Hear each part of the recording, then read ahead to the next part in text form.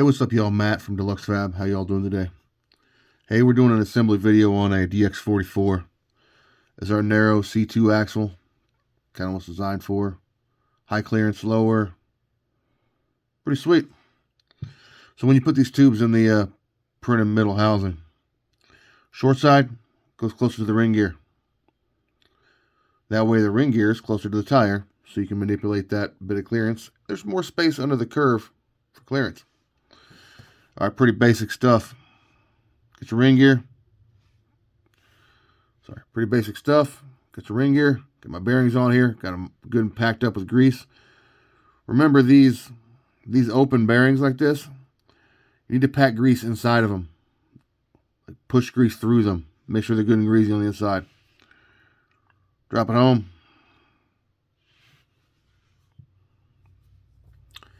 Now, when y'all go to build this part, remember there's a larger bearing on the inside and a smaller bearing on the outer. These also come with shims. This is a particular is a knot 6 ring and pinion set. Come with shims to adjust your gear mesh. I'm going to set that up later. Right now I just need to build this axle. So, drop that on like so. Start your screws.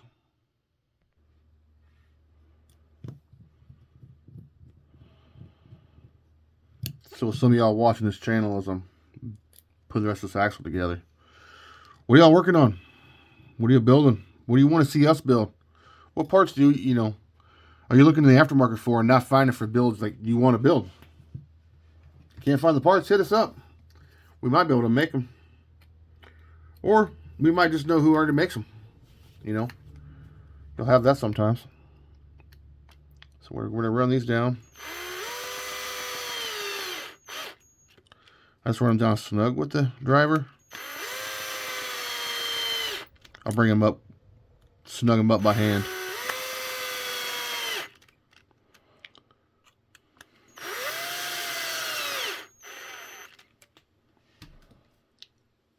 Now bear in mind, these right now are printed. We'd like to get them nylon injection molded, but we're still working on that.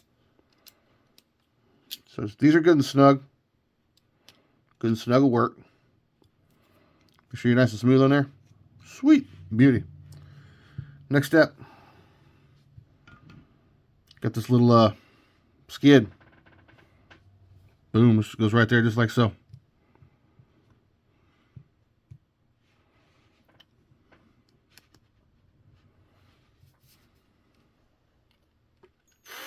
Sometimes these holes are a little snug.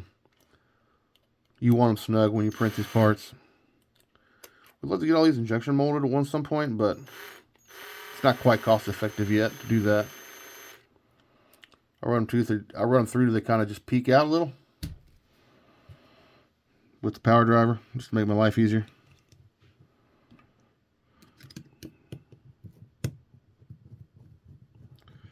Now when you run these in and you're done with assembling this axle, you should go through all these and Loctite all these bolts, screws. I see them screwing these in here. You want to look down the tube, if y'all can see that or not. Make sure these, kind of can. Anyways, make sure these screws don't protrude. You don't use too long of screws. They don't protrude into the axle housing. They'll rub your axle shaft. Boom. There's that part of the axle housing together.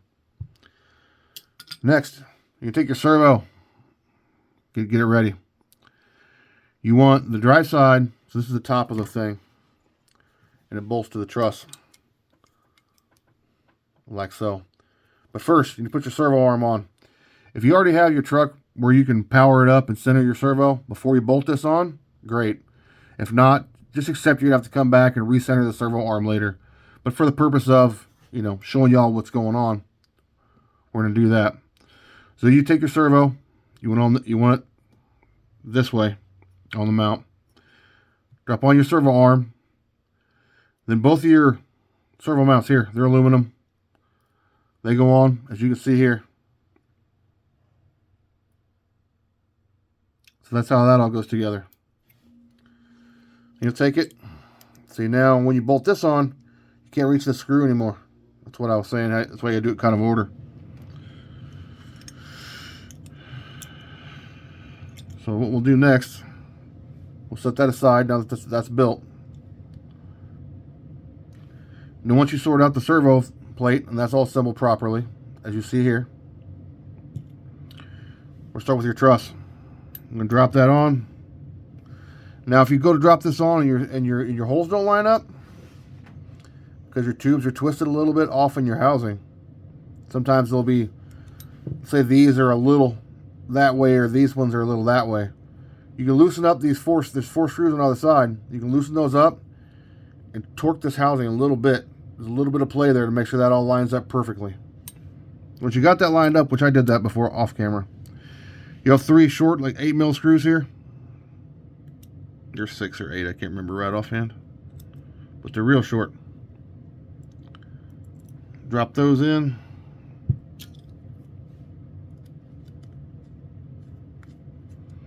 Then once again, when you do final assembly of your axle housing like this, you're going to want to come back and Loctite all this stuff. On this axle stuff, where it's coming like these here, these here, these here, I'll use red Loctite on all of those. If I want to take it apart, I'll use my soldering iron later on to heat it up. But I use red on that stuff. I don't intend to take it apart again. Now on that right side, these have socket head screws instead of the caps you see on this side.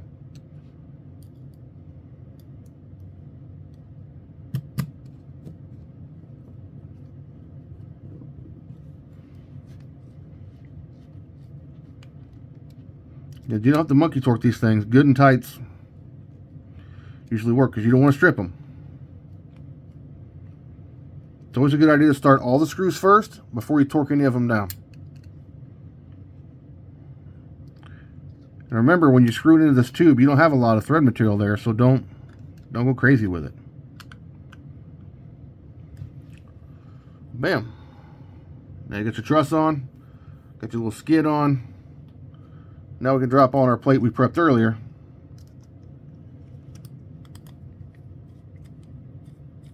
Come on. This piece of carbon's tight fit right there. There it is. Once again, just start the screw. Don't crank it all the way down. Get the other one in.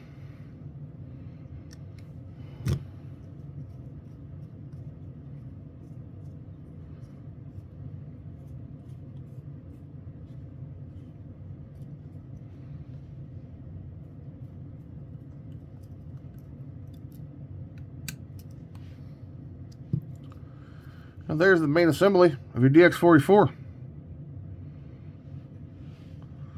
Looks like I might need to make it see it's.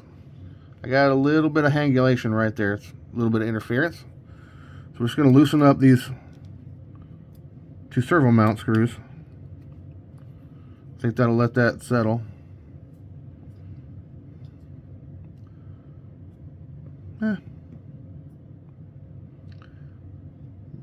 That'll work. Ain't bad at all. Snug that back up.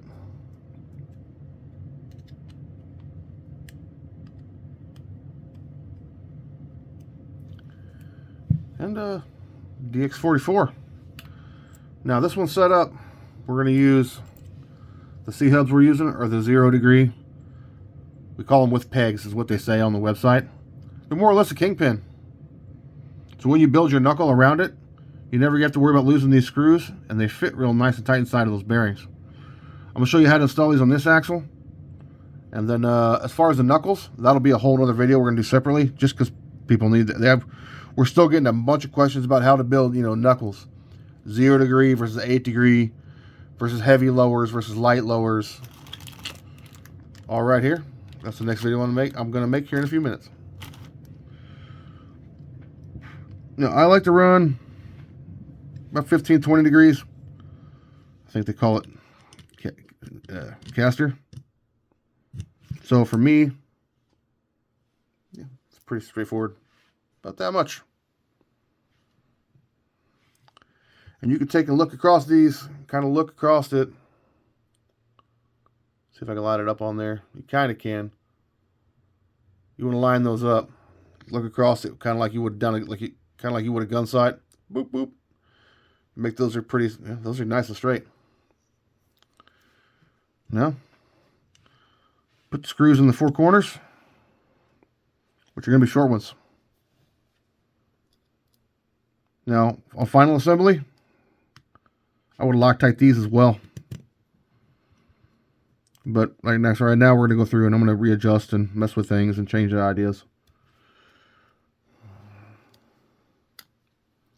Got a couple other cool ideas for this axle. This truck's going to be this axle's for a Nessie, just like you would see on our website, a kit truck. This is a C2 Nessie, so you want it narrower because class 2 versus class 3. You don't have four-wheel steer and all that, so you need a narrower truck.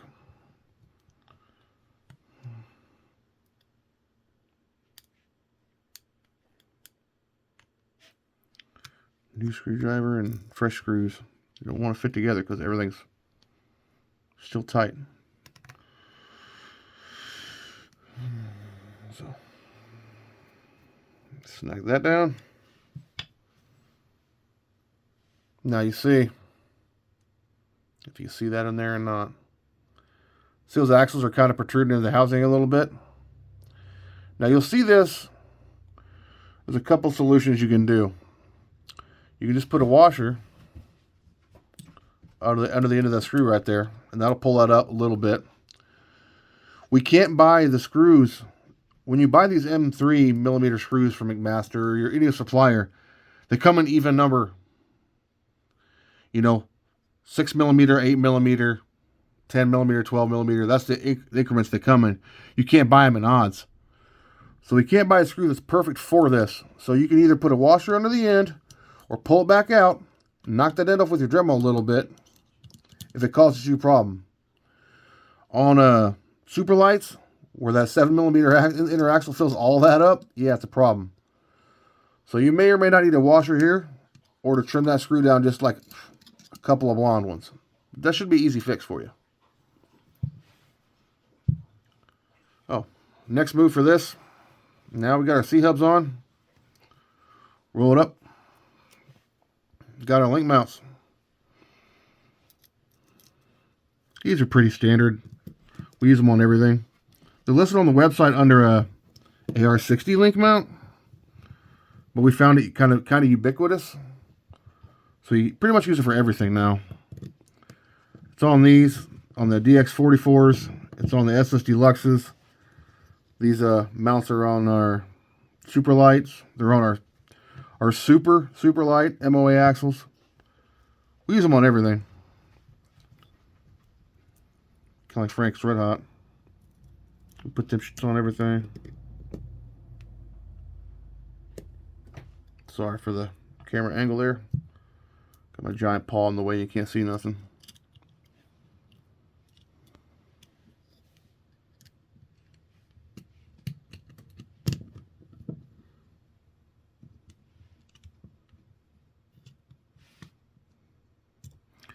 Once again, when I put these together for the final time, I'll red Loctite all this stuff. I'll use red. You can use blue, whichever flavor you like. But what trick I did find when I was bolting these housings, this here up earlier, I use this trick with a baggie. You get parts that come in baggies. I'll put a little red Loctite on that bag, just like that. I put my screw on driver. Boop. A little bit of that action. That's all you need. And that doesn't get it. It keeps it contained onto a piece of plastic you can throw away when you're done working. And it also doesn't make a giant mess. If you got too much, swipe it back off on the bag. When you're done, throw that in the trash. Assembly for your DX44 axle. Hope it's informative. If you got any questions, concerns, feel free to holler. Thanks. See ya.